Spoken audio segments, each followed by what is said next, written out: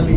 Sampai akhirnya yang ketiga kali, ketika Suraqah sedang memacu kudanya, maka pada saat itu langsung kudanya terjatuh dan Suraqah pun ikut terjatuh. Maka dengan perasaan khawatir, Suraqah pun berdiri, kemudian berlari kepada Nabi Sallallahu Alaihi Wasallam. Ketika sudah dekat dengan Nabi Sallallahu Alaihi Wasallam, maka Allah berikan rasa takut yang sangat besar kepada hati Suraqah. Pada ketika sudah sangat dekat sekali, sudah melihat Nabi Sallallahu Alaihi Wasallam, Abu Bakar pada saat itu sudah panik bagaimana dapat menolong Nabi Sallallahu Alaihi Wasallam. Tidak membawa senjata, tidak membawa apa-apa, hanya membawa perbekalan. Suraqah yang dibekali oleh zirah dan pedang, siap untuk menangkap Nabi Sallallahu Alaihi Wasallam. Akhirnya Allah berikan rasa takut ke dalam hati Suraqah, dan akhirnya Suraqah pun dalam keadaan takut mengurungkan niatnya dan berbalik badan kembali ke kota Mekah tanpa menceritakan bahwa Nabi Sallallahu Alaihi Wasallam pernah berada tepat di depannya. Mungkin kalau misalkan dia kembali ke kota Mekah menceritakan tersebut, pasti orang akan mengolok-oloknya. Udah di depan mata tapi tidak dapat ditangkap. Maka ketika sudah sampai di kota Makkah, Suraqah pun akhirnya mengurungkan niatnya, tidak menceritakan kepada siapa-siapa, dan Nabi Sallallahu Alaihi Wasallam melanjutkan perjalanan menuju ke kota Madinah. Maka Bapak Ibu yang dimuliakan oleh Allah, kita lihat kiri kanan kita, kota Mekah yang awalnya berawal daripada gurun pasir, tandus, isinya gunung batu saja. Maka pada zaman Nabi Ibrahim alaihissalam, ketika Nabi Ibrahim diperintahkan oleh Allah untuk meninggalkan istri tersayangnya, anak yang telah dia tunggu selama bertahun-tahun, masih merah darah, masih baru lahir, kemudian ditinggalkan di tempat antah berantah, diberikan perbekalan seadanya. Akhirnya tawakal kepada Allah, berserah diri kepada Allah, karena merupakan ini adalah perintah Allah. Maka Nabi Ibrahim pun meninggalkan istri tercintanya Siti Hajar dan Nabi Ismail kecil. Maka ketika Nabi Ibrahim alaihissalam diberikan perintah oleh Allah untuk meninggalkan istrinya dalam keadaan tidak tahu apa-apa, kemudian disuruh turun dari unta. Kemudian Ibrahim melanjutkan perjalanannya untuk kembali ke negeri Palestina, ke negeri Syams pada saat itu.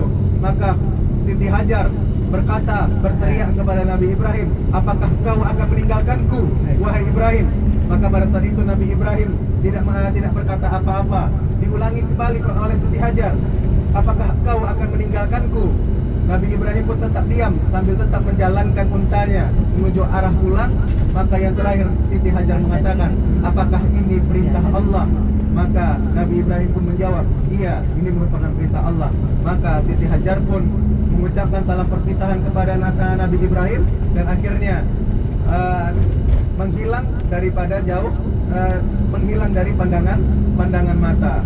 Maka ketika hari berlalu, hari demi hari, 1 hari, 2 hari, seminggu, 2 minggu, perbekalan yang telah diberikan Nabi Ibrahim pun habis. Maka akhirnya disitulah peristiwa sa'i yang kemarin kita lakukan terjadi. Mencari air dari Bukit Safa, Bukit Marwah. Akhirnya ditemukanlah air Zam-Zam di bawah kaki Nabi Ismail. Disitulah awal daripada peradaban kota Mekah. Akhirnya datang karavan menumpang untuk mengambil air. Ada sebahagian yang menetap, akhirnya membangun perkampungan di sekitar sumur Zam-Zam. Kemudian setelah beberapa tahun berlalu, Nabi Ibrahim pun datang atas perintah Allah untuk melihat kembali anak dan istrinya, apakah masih hidup atau sudah tinggal pulang belulang. Maka alangkah kagetnya, tempat yang awalnya bukan apa-apa, ketika sampai di sana sudah menjadi sebuah perkampungan yang besar.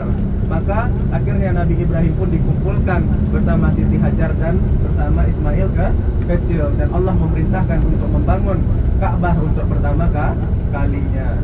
Maka setelah itu, ketika selesai pembangunan Ka'bah, disitulah kota Mekah mulai membesar. Seluruh jazirah Arab apabila sudah memasuki musim haji, datang menuju ke kota Mekah untuk melakukan ziarah, untuk dapat melaksanakan ibadah haji. Menurut mereka taruh patung-patung besar di sekelilingnya, ditaruh kemudian Tuhan-Tuhan mereka untuk dapat menyembah Tuhan-Tuhan tersebut. Maka pada zaman Nabi Sallallahu Alaihi Wasallam, ada salah satu gubernur daripada kekaisaran Romawi bernama Abraha. Nah, di mana pada saat itu dia menguasai daripada negeri Syams dan negeri Yaman. Maka melihat seluruh jazirah Arab pada saat itu pergi ke kota Mekah, hanya pergi ke sebuah tempat yang sangat sederhana, tapi setiap tahun penduduk Arab pergi ke tempat tersebut untuk melaksanakan ziarah. Cemburu hati Abraha, kok bisa tempat yang sangat sederhana dikunjungi oleh banyak orang. Akhirnya membangun sebuah gereja yang sangat besar, sangat megah, berharap orang Arab pada saat itu dapat pindah ziarah dari Ka'bah menuju ke gereja yang dibangunnya. Maka pada saat itu akhirnya atas izin Allah, para penduduk Arab pun tidak pergi ke sana, dan akhirnya Abraha pun marah dan mengirimkan pasukan ke kota Mekah. Dan pada tahun itu diperingati dengan tahun gajah, karena pada saat itu menurut riwayat Abraha menunggangi gajah untuk dapat memimpin langsung pertempuran untuk menghancurkan kota Mekah. Harapannya apa? Kalau Mekah hancur, kalau Ka'bah sudah hancur, orang pun akan pergi ke gerejanya. Maka setelah itu akhirnya Allah berikan pertolongan, kota Mekah pun Allah selamatkan hingga saat ini. Maka setelah ini kita akan pergi ke suatu tempat di mana kalau kita mendengar kota Mekah, kita mendengar ada istilah ibadah umrah, ada satu lagi namanya ibadah haji.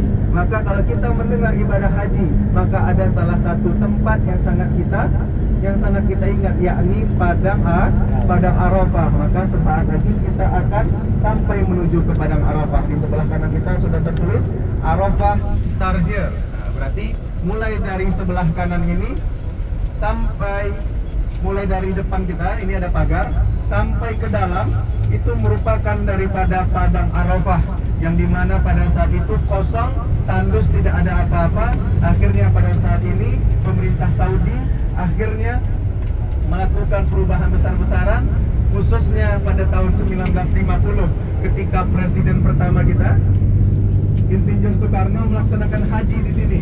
Ketika melihat Padang Arafah isinya hanya padang gurun, akhirnya berinisiatif sambil menjalin hubungan bilateral, memberikan tanaman agar dapat menghijaukan Padang Arafah. Maka yang ada di sebelah kanan kita, pohon-pohon ini pohon yang telah dikembangbiakkan daripada pohon yang diberikan oleh Soekarno. Maka biasanya orang sering menyebut tanaman-tanaman pohon-pohon yang ada di sebelah kanan ini dengan sebutan pohon Soekarno. Pohon mimba.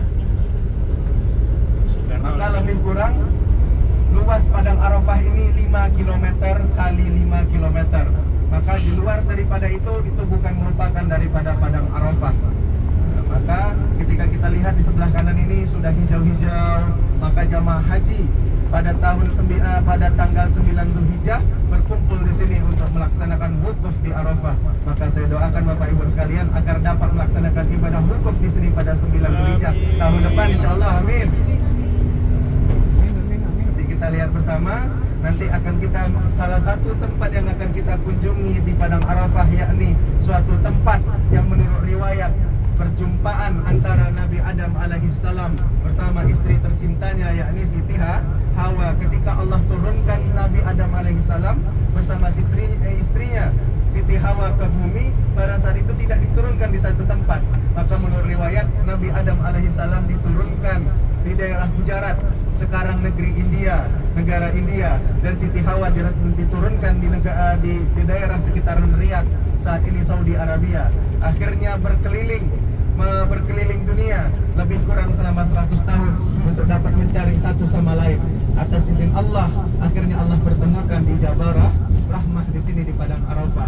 Maka nanti kita akan mampir, kita akan lihat bersama bagaimana Jabal Rahmah, akan kita lihat bagaimana tempat di mana Nabi Sallallahu Alaihi Wasallam pada tahun 10 Hijriah memimpin lebih kurang 20.000 umat muslim untuk dapat melaksanakan haji yang biasanya disebut dengan haji wada bahasa Arab, artinya perpisahan. Karena setelah itu 3 bulan kemudian Nabi Sallallahu Alaihi Wasallam meninggal dunia. Di tempat itu pula Nabi Sallallahu Alaihi Wasallam menyampaikan khutbatul wada, khutbah perpisahan, yang dimana setelah itu Nabi tidak pernah haji setelahnya. nanti akan kita lihat bersama. Jadi boleh kita istirahat sejenak. Nanti setelah itu kita lihat kembali bagaimana Jabal Rahmah. Kemudian bagi Bapak Ibu sekalian yang merasa nanti tidak kuat untuk jalan menuju ke Jabal Rahmah, karena perjalanan kita nanti parkir bus sama tempat ke Jabal Rahmahnya lumayan jauh dan mungkin agak panas, maka kalau misalkan tidak mampu untuk turun tidak apa-apa, silakan di dalam bis saja. Yang mau melihat langsung Jabal Rahmah, maka nanti bareng-bareng kita sama-sama jangan sampai kena serangan fajar. Nah, karena biasanya ketika turun di Jabal Rahmah maka banyak yang teriak 50 Jokowi, 50 Jokowi, 100 Jokowi, 100 Jokowi sekarang. Maka jangan sampai terkena serangan fajar. Khususnya untuk ibu-ibu yang membawa suaminya, karena biasanya ketika sampai Jabal Rahmah ada mitos mengatakan kalau misalkan kita pergi ke sana kita bisa meminta yang namanya minta jodoh. Maka biasanya ada yang kayak gitu kan, ada mitos-mitos seperti itu. Maka ibu-ibu yang bawa suaminya pegang bapaknya kuat-kuat. Kalau misalkan bapaknya bilang saya mau naik ke atas Jabal Rahmah, pegang kuat-kuat. Mana tahu ada yang dicari di sana kan? Biasanya ada yang nanya, kalau misalkan kalau misalkan laki-laki datang ke atas, biasanya bilang mana hawa saya ya, mana hawa saya. Kalau misalkan kakak-kakak yang ke atas, pertanyaan mana Adam saya. Maka nanti yang ibu-ibu kalau lihat ada bapak-bapak mau naik ke atas Jabal Rahmah, dipegang tangannya kuat-kuat. Jangan sampai pergi ke Jabal Rahmah, cukup di bawah kaki itu ya.